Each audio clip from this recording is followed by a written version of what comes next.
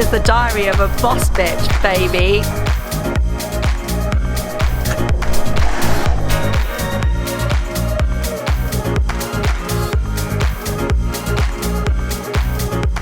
Hello, Heather. Here we are, episode 3, Diary of a Boss Bitch. Okay, so I just want to firstly say how amazing you lot are, because I had so many views. Thousands of you watched my videos and podcasts and stuff. I just want to say thank you massively. But please keep on sharing. Tell your friends. But thank you. How have you felt your first famous weekend? I think it's gone really, really well. And I think we need to tell people what they can expect in the coming few weeks. I agree with you. Okay, so basically for now, we're just kind of going through my life and what made me into who I am. But actually the whole crux of it is really that it's going to be a day in the life of, or a week in the life of me. With the businesses, different ideas, different trials and tribulations that I face during my day-to-day life. And believe me, knowing your life, one episode is going to be hard to fit a week into one episode. Yeah, I know, isn't it? It literally every week is always something. Yeah, it's always some drama. I could probably do one a day, like I said before. Yeah. I think it's yeah, definitely, and it's just going to be full of fun and laughter. Yeah, 100%. I mean, obviously there probably will be times as you come through this crazy life of mine with me that people will see that it's not all roses and rainbows. There are some bits that are a bit more serious, and of course life gets in the way sometimes, and things happen to all of us, don't they? So. Yeah, but stay tuned, because there'll be definitely lots of fun and giggles and gossip along the way. 100%. Yeah. So we're going to carry on from where we left off last time. Yeah, I'd love to. So I think you were in Eastbourne after finishing school, no friends around you. Great. Let's start with that. With your mum, who you hadn't been living with for a long, long time. Yeah. And just felt really lonely. Yeah, I did. I mean, it was really tough, actually. I said that before. It was, really what I really felt like a duck out of water. Yeah. It was, but it was challenging. But I think where I've been at school, actually, and obviously there was a lot of people that coming and going, and I had my core friends, but then there were quite a lot of people. I had to get to know new people all the time. Is what I'm trying to say. Yeah. So I put on my best face and off I went to college, because I had to retake my maths and English GCSEs. And then failed them again. Okay. Yeah, I never did do very well at that. But I got accepted into college. Okay. Guess what course I chose? Go on. Travel. There you got it. Had to be. Oh, how funny. Well, I did to start with.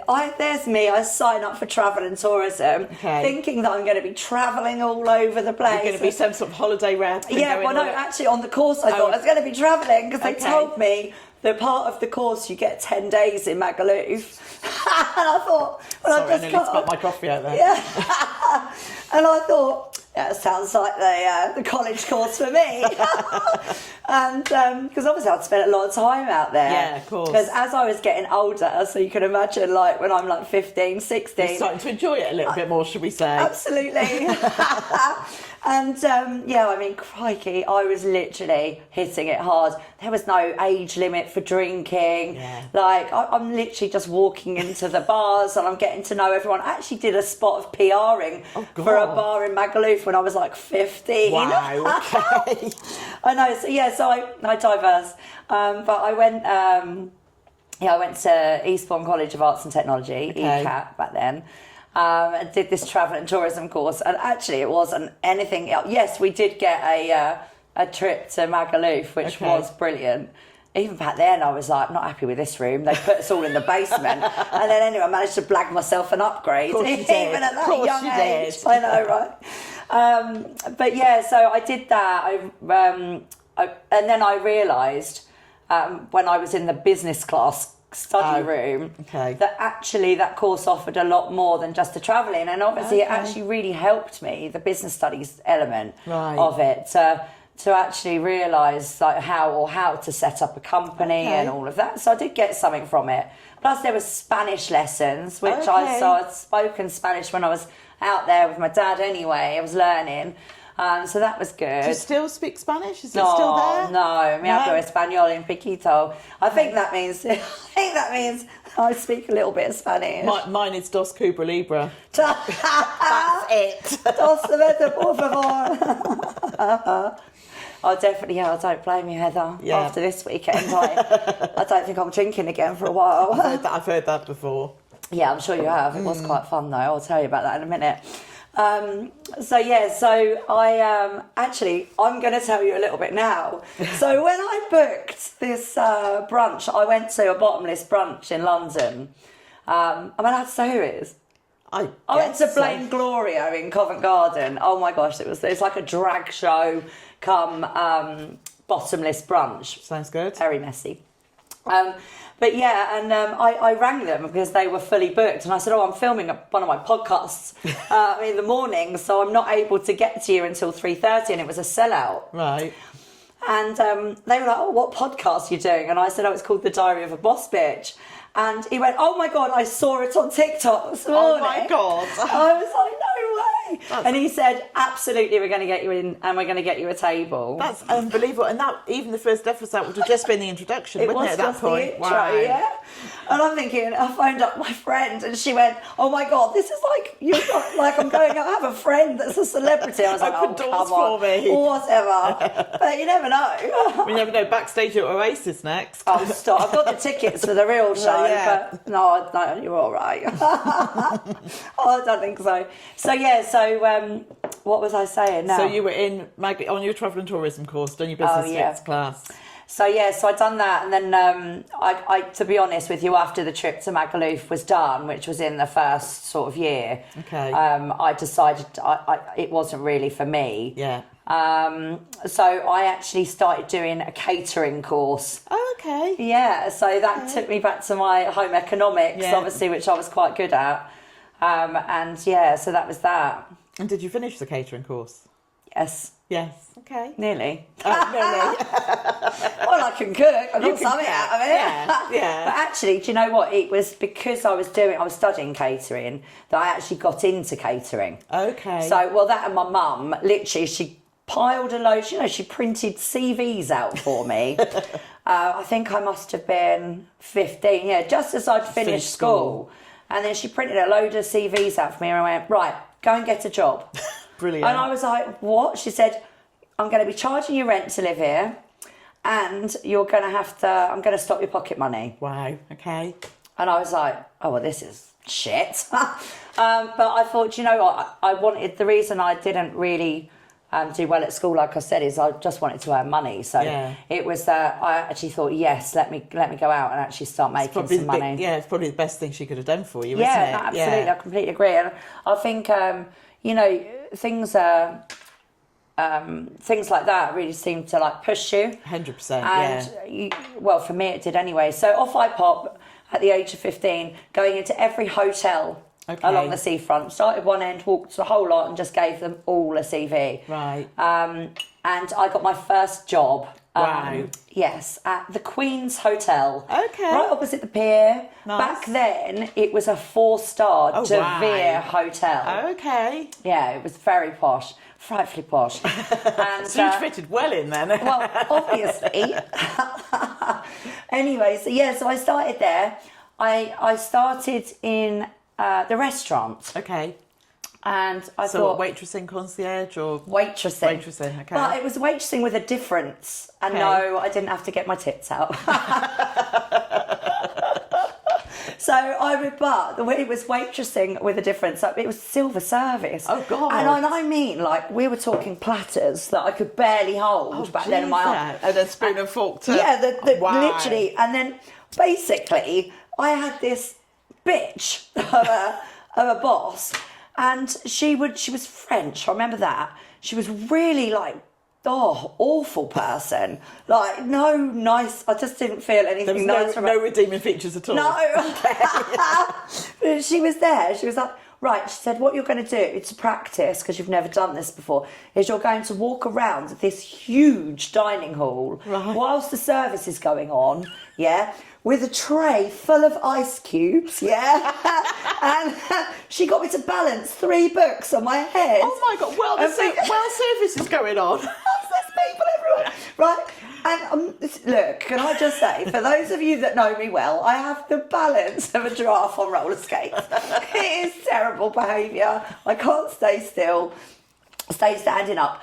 Sod paddleboarding. I am useless at it. Give me a canoe or a kayak, I'm good to go. But honestly, so I'm there with this big tray and I had to do it until I got round the whole restaurant in one loop without dropping one ice cube and without a book falling off. Oh my God. Let me tell you, I spent 5 days, 5 shifts walking around this poxy restaurant.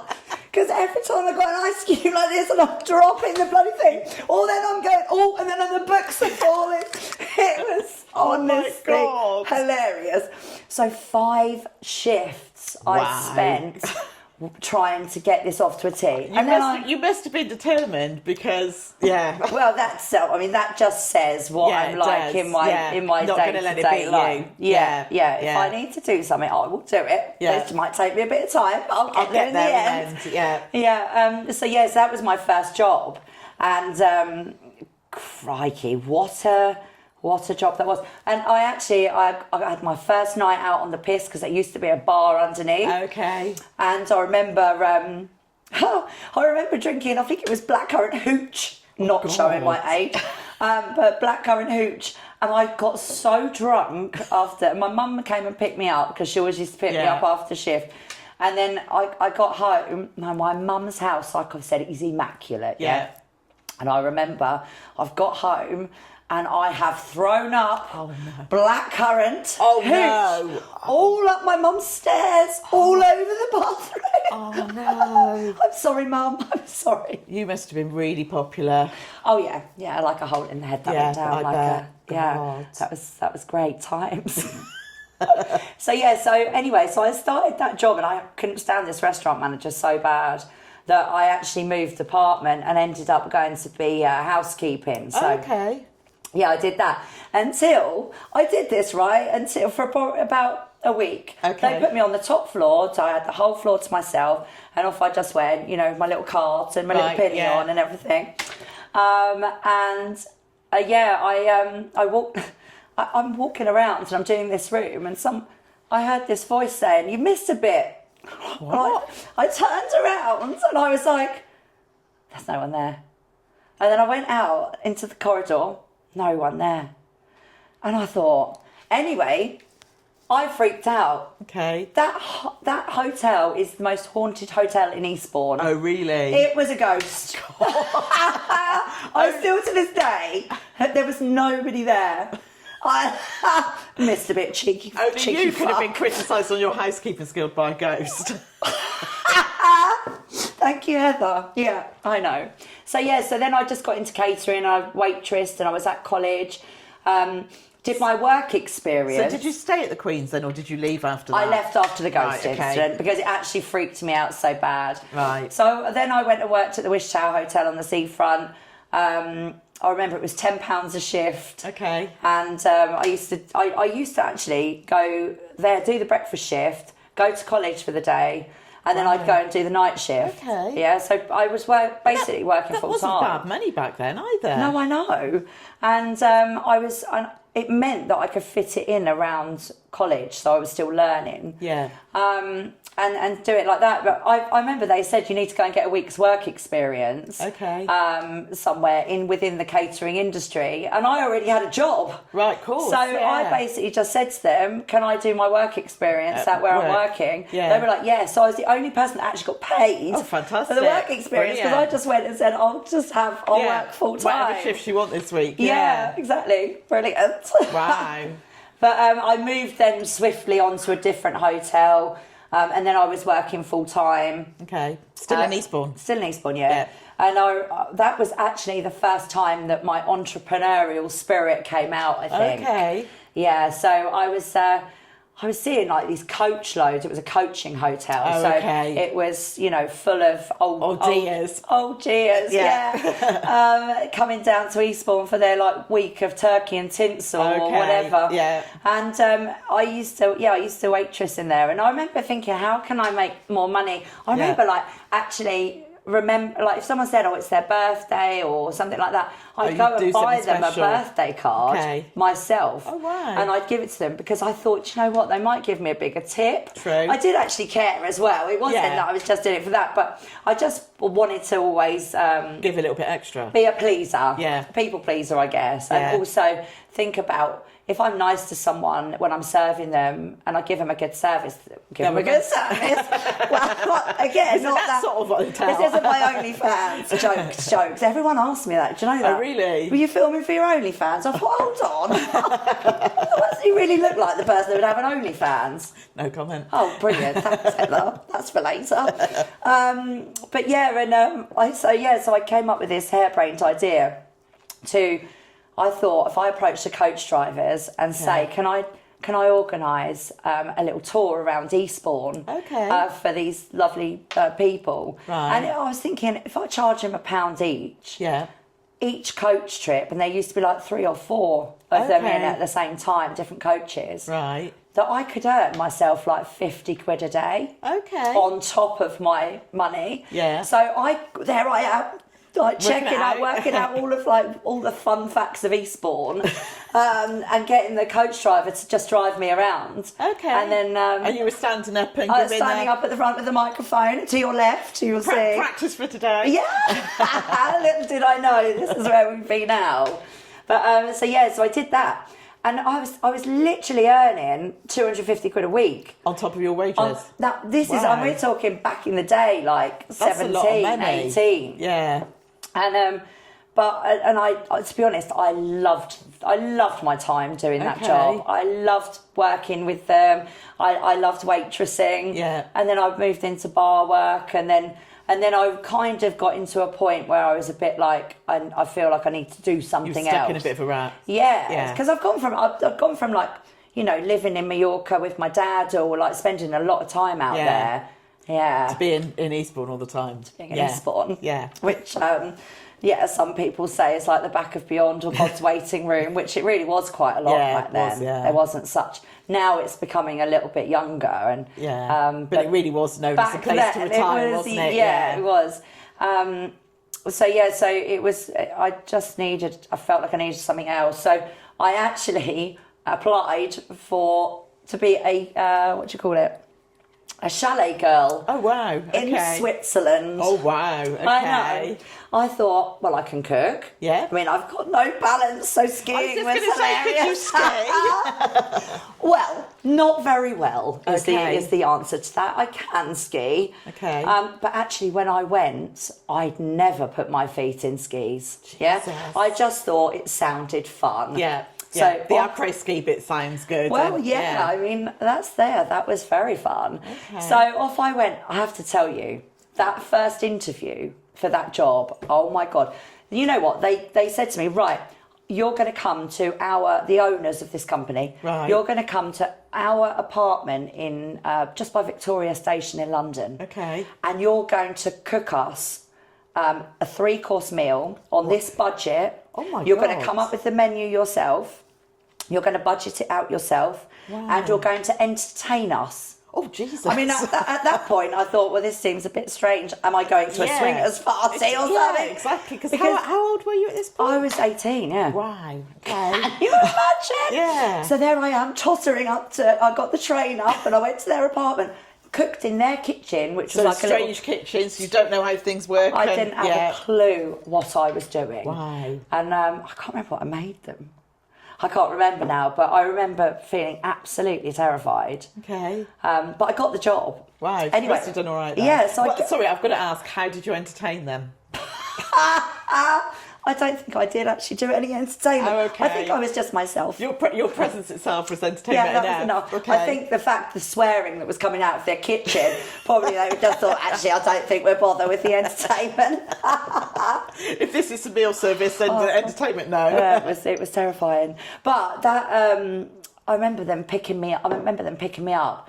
We drove through France and down into Switzerland. Oh. I had to sit on the back of a minibus, of a van. So it was a van. It wasn't even a minibus. Had no seats. Oh my God! He just had everything all that way.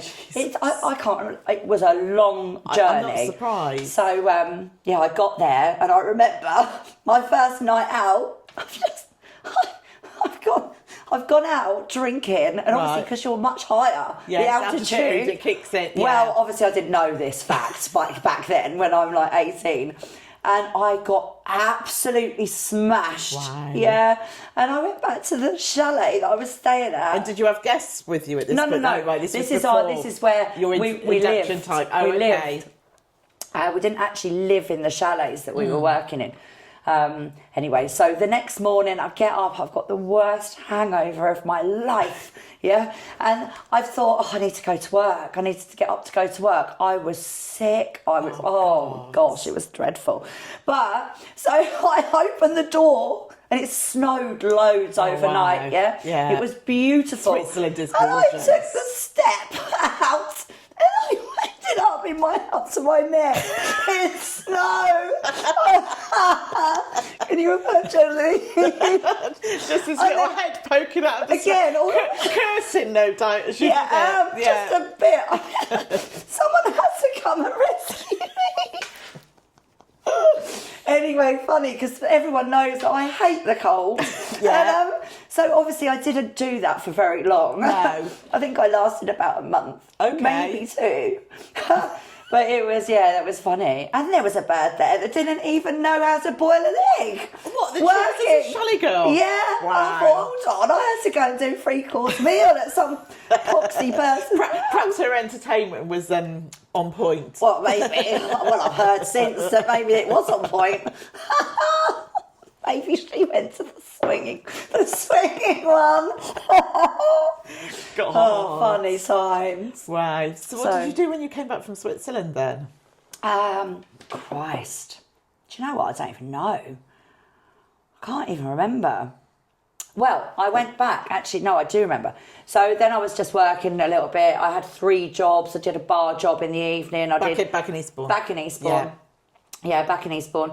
In that time, actually, I met my first husband. Oh, okay. Yeah, so I was waitressing at the Chatsworth Hotel in Eastbourne, and then he was a chef. So you were really young when you met him then? Yeah, 16. Yeah. Wow. Yeah, and then we were together. I mean, even when I went chalet girling, we were still together. Okay.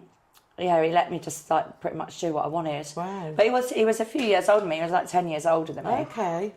So and it was really good. And then I married him when I was like early, like I think I was just turned 20. Wow, that is young, isn't it? Yeah, it was young. But it just to be really honest with you, Heather, the reason I got married that young is I had such low self-confidence in myself. Okay. And I think because I was a bit of a fish out of water, like I didn't know anyone really. I hadn't had loads of my friends that I did make. They all had their school friends and it was, maybe I just had such low self-confidence that it was somebody who wanted you in that sense of belonging. Yeah. And because I genuinely didn't think that I would ever, another man would ever be attracted to me. Right, honestly, okay, that's really? really. I don't know. I definitely have improved with age. I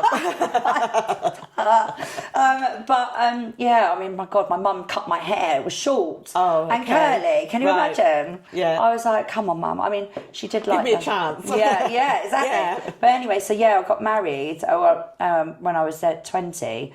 And I have to be honest, my dad, I mean, no bad things to my husband, my ex-husband. Because actually we just grew apart. Yeah. And you were so young. You didn't even know yourself, did you? No, I didn't. No. But I remember my dad when I was stood at the church, like doors. Oh, you had the full sort of church. I had the full church. When my mum organised, she's still a wedding planner now, so she's been doing it all her life. Wow. And she'd organised this amazing wedding, and even though I didn't actually feel maybe I was ready, now looking back, I wasn't ready for sure. And But you felt you had to go through with it because everybody was there. my dad said at the church doors, "You don't want to do this, do you?" Wow. He said, "Do you want me to go in there and just call it off?" God. And I remember saying, "I can't do that. One, I couldn't have done it to Him. and Yeah. also, but my mum in doing what she's done." Wow. That's amazing, isn't it? Yeah, I just think there's a lot that actually shaped me for the rest of Yeah. it, really. Yeah, Yeah. that is amazing. Okay. Yeah. Lots more to come by the sounds of it. And there's a lot more to come. I mean, hopefully you've enjoyed this one. I'm actually This has been really interesting. Yeah, Yeah, it has. Yeah. Right, so come back for episode 4. Yes. We're gonna do that soon, aren't we? Definitely, definitely. And if you are enjoying watching the channel and want to support us at all, if you click on the Buy Me a Coffee link in the description, we would really appreciate it. Yes, we would. If even regardless of that, it'd be so nice if you could just subscribe, like, share, tell everyone, Yeah, because it'd be nice to get 100%. out there. Yeah, fantastic. Thanks, and we'll guys. see you for the next episode. Bye. Bye.